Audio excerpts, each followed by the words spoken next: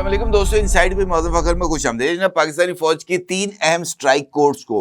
High alert का signal मिल गया है, जिसके साथ ही पाकिस्तान नेवी की तरफ से बहीरा अरब में 3 मुख्तलिफ जोन्स में लाइव फायरिंग, सी कॉम्बैट और मिसाइल और रॉकेट फायरिंग की ड्रिल्स के नेव एरिया भी जारी कर दिए गए हैं। ना सिर्फ ये बल्कि जम्मू और राजस्थान के एरिया में भारत की गैर मामूली अस्करी सरगर्मियों की खबरें और फौजी तैयारों की वीडियोस भी इस वक्त मंजर आम पर आ रही हैं। फ्लाइट रडार्स ने जम्मू के इलाके में भारतीय ट्रांसपोर्टर तैयारों और ड्रोन्स की सरगर्मियों को रिकॉर्ड किया है। बड़ी तादाद में असला और गोला बारूद जम्मू कश्मीर पहुंचाया जा रहा है। ये पैगामात अब वाज़ेह तौर पर इस बात की तरफ इशारा कर रहे हैं जो कि इंडिया की तरफ से मुसलसल मौसूल हो रहे हैं कि इंडिया बतदरीज पाकिस्तानी बॉर्डर के ऊपर अपना दबाव बढ़ा रहा है। और इसके साथ साथ ये खबर भी सामने आ रही है कि मकबूजा कश्मीर के सबसे मकबूल हुर्रियत लीडर जनाब यासीन मलिक साहब,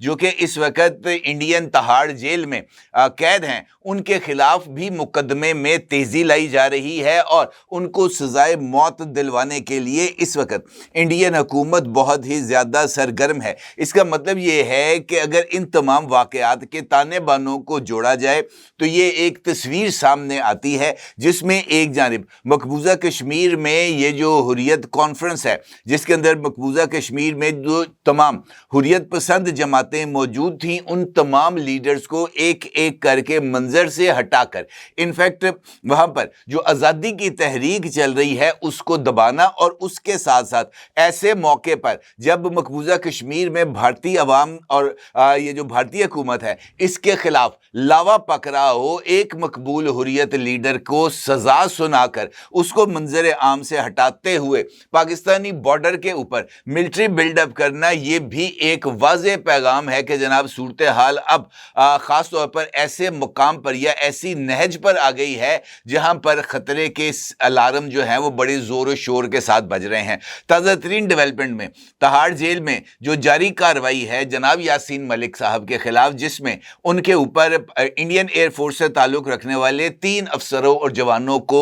गोली मारकर हलाक करने का इल्ज़ाम आयद किया गया है, वहां पर इंडियन एयरफोर्स से ताल्लुक़ रखने वाले 2 अफराद ने अपनी गवाही के दौरान यासीन मलिक को इस सारी कार्रवाई का बतौर मरकजी मुल्जिम शनाख्त की है और उन्होंने अदालत के रूबरू अपना ये बयान भी जो है वो उसको रिकॉर्ड कराया है कि उन्होंने अपनी आंखों से यासीन मलिक को फायरिंग करके इंडियन फौजियों को जान से मारते हुए देखा था। अब अगर आप गौर करें तो ये जो वाक़या है ये आज का तो नहीं है, ये 1990 के दहाई का ये वाक़या है जिसमें मोहतरम यासीन मलिक साहब पर इस बात का इल्ज़ाम आयद किया गया था कि जनाब उन्होंने इंडियन एयरफोर्स से ताल्लुक़ रखने वाले अफराद के ऊपर जो है वो फायरिंग करके उन्हें मौत के घाट उतारा था। अब तकरीबन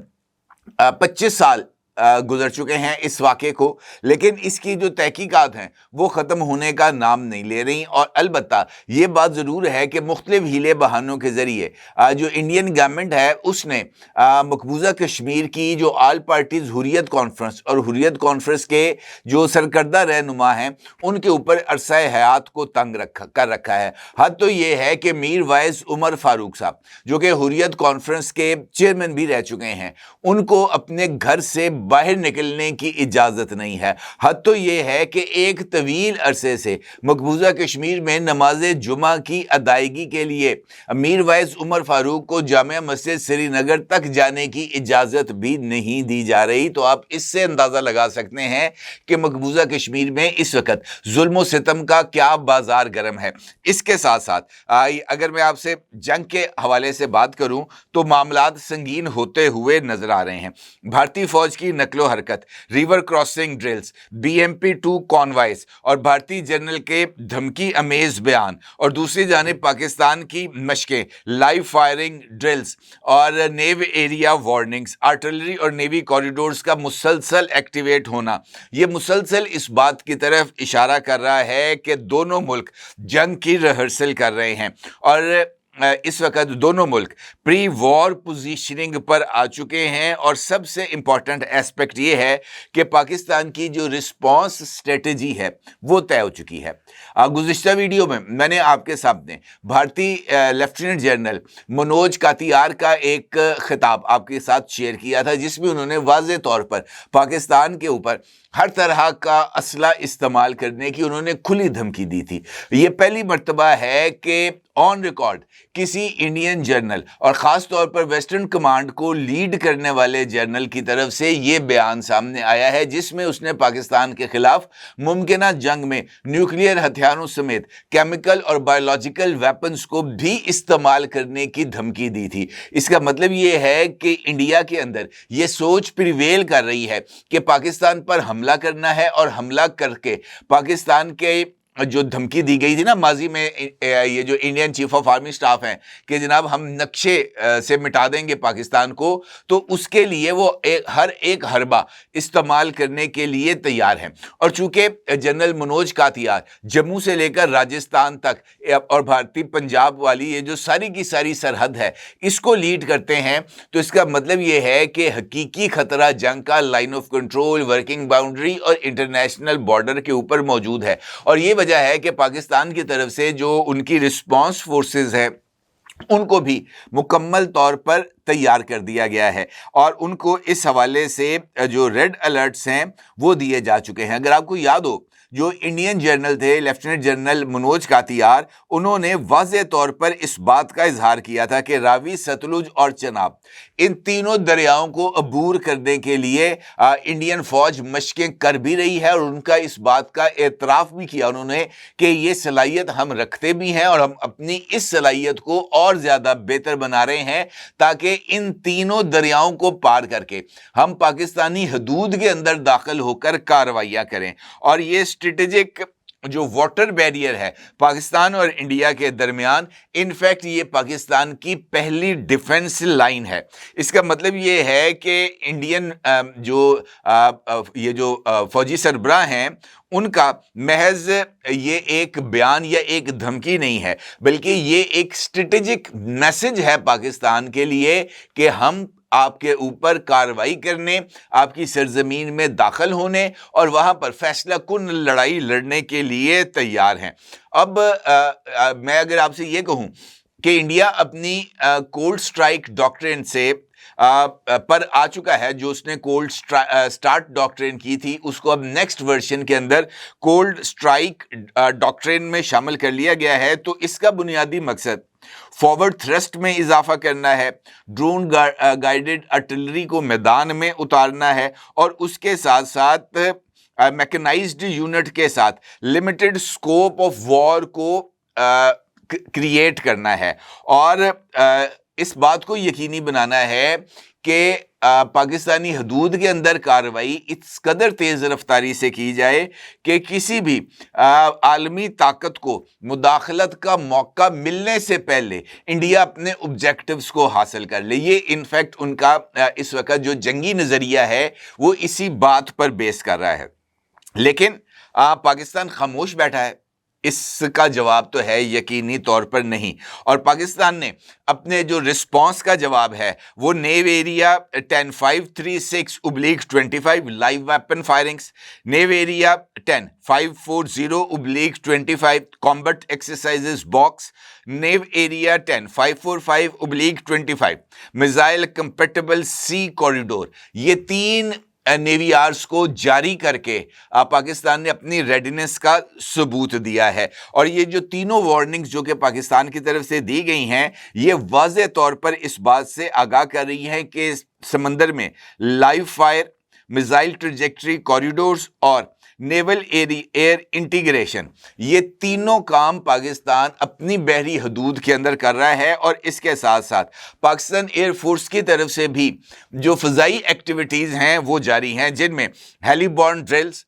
maritime sorties, combat air patrol, ready status, یہ تمام اقدامات جو ہیں وہ پاکستان ایئر فورس کی طرف سے لیے گئے ہیں، جبکہ پاکستان آرمی نے اپنی فرنٹ لائن فارمیشنز کو ایکٹیو کر دیا ہے، جس میں 10th کور یعنی راولپنڈی کور، اور راولپنڈی کور بنیادی طور پر کشمیر لائن سٹیبلٹی کے لیے جو ہے وہ قائم بھی ہے، اور وہ اپنی کشمیر لائن سٹیبلٹی کے لیے بھرپور انداز سے کام بھی کر رہی ہے۔ اس طریقے سے لاہور کور، جس کو 4th کور بھی کہا جا سکتا ہے، یہ ڈیفنس اور کاؤنٹر موبلٹی کے لیے مکمل طور پر اس کو ایکٹیویٹ کیا گیا ہے، اور اس کے ساتھ ساتھ ملتان، جس کو اسٹرائک کور کہا جاتا ہے، یہ کاؤنٹر اوفینسو اسپیئر ہیڈ کے لیے اس کو الرٹ رہنے کا سگنل دے دیا گیا ہے۔ اس کا مطلب یہ ہے کہ پاکستان کی نیوی، ایئر فورس اور یہ جو زمینی فوج ہے، یہ اس کی تمام فارمیشنز اب ایکٹیو ہو گئی ہیں، اور یہ فورسز، یہ فارمیشنز اس وقت ایکٹیو ہوتی ہیں جب جنگ کا حقیقی امکان موجود ہو، یا دشمن کو یا دشمن کی طرف سے آنے والے جنگی پیغامات کا جواب دینا مقصود ہو۔ اس کے ساتھ ساتھ میں نے آپ سے گفتگو میں جموں ایریا کے اندر انڈین ایئر فورس کی غیر معمولی نقل و حرکت کا آپ کے ساتھ ذکر کیا تھا۔ فلائٹ ریڈار ڈیٹا کا عکس آپ اس وقت اپنی سکرین پر دیکھ سکتے ہیں۔ اس فلائٹ ریڈار ڈیٹا میں واضح طور پر اس بات کا اظہار کیا گیا ہے کہ انڈین ایئر فورس کے ٹرانسپورٹر جہاز نہ صرف جموں کے ایریا میں متحرک ہیں، بلکہ اس کے ساتھ ساتھ آپ کو فضا میں ڈرونز کی منورنگ بھی نظر آئے گی۔ یہ فارمیشن یا اس طرح کی جو فلائٹ ریڈار ڈیٹا ہے، اس وقت زیادہ غیر معمولی ہو جاتا ہے جب جنگ کے حوالے سے حقیقی مشقیں، جس کو وار ریہرسل کہا جاتا ہے، یہ منعقد کی جا رہی ہوں، اور ان وار ریہرسلز کے ساتھ ساتھ جو ملٹری بلڈ اپ ہے انٹرنیشنل بارڈرز پر، ورکنگ باؤنڈریز پر اور لائن آف کنٹرول پر، یہ کیا جائے۔ راجستھان میں اس وقت جو انڈین ملٹری ڈپلائمنٹ ہے، اس کی بے شمار ویڈیوز اس وقت سوشل میڈیا پر موجود ہیں، اور اس وقت یہ جو نئی فارمیشنز ڈیولپ کی جا رہی ہیں انڈیا کی طرف سے، جس میں بھیرو اور دیگر ڈرون بٹالینز اور رودر فورس ہیں، یہ بھی انفیکٹ یہ جو فاسٹ کامبیٹ ہے، یعنی جس کا اظہار منوج کاتیار نے کیا تھا کہ اندر جائیں گے، ان 3 دریاؤں کو پار کریں گے، یہ بھی فاسٹ ایکشنز کے لیے یعنی کمانڈو ایکشنز کے لیے تیار کی گئی ہیں۔ تو یہ جو تمام سگنلز اس وقت مل رہے ہیں، اس میں بھارت یہ بتانے کی کوشش کر رہا ہے کہ ہم آگے بڑھ سکتے ہیں، اور پاکستان اس بات کا رسپانس دے رہا ہے، اگر آگے بڑھو گے تو مقابلہ نہیں، کاؤنٹر سٹرائک ملے گی۔ یعنی دونوں طرف سے جو فیصلہ کن لڑائی ہے، اس کی تیاریاں جو ہیں وہ اس وقت عروج پر بھی ہیں، اور دونوں ملک فیصلہ کن لڑائی کے لیے تیار ہوتے ہوئے بھی نظر آ رہے ہیں۔ اب اس صورتحال میں سوال ہے کہ اس فیصلہ کن لڑائی کا نتیجہ کیا نکلے گا۔ جنگ کے نتائج کے بارے میں حتمی رائے قائم نہیں کی جا سکتی۔ جس وقت رشیا نے یوکرین پر اٹیک کیا تھا، تو رشیا